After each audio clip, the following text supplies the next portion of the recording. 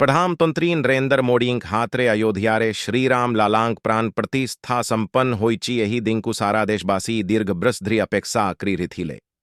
प्रभु रामचंद्रंकर से ही दिबाई मानमोह छबी सामना को आसिबा प्रेस मस्ते कांदीप काय थिले कारण से ही मूर्ति समिति ही नाशक्रयी जंक होई थिला या हा खूब जीवन देखा याव थिला।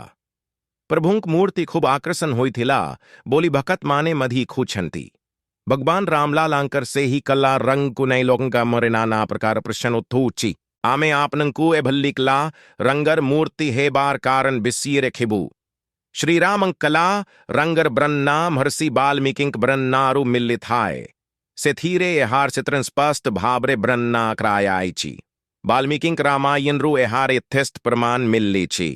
श्री कृष्ण का कलारंग को यथेस्ट भाबरे ब्रन्ना क्रायायची प्रथम रुहीन प्रभु श्रीराम कंद्रंग श्यामल रूप पूजा क्रायासूची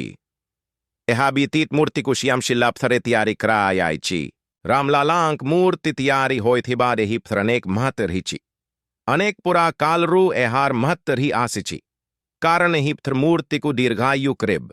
एत थारे खीर खिबाकू काहिम्बू ये हिंदू अनुष्ठान मांकरे विशेष पूजा रहीची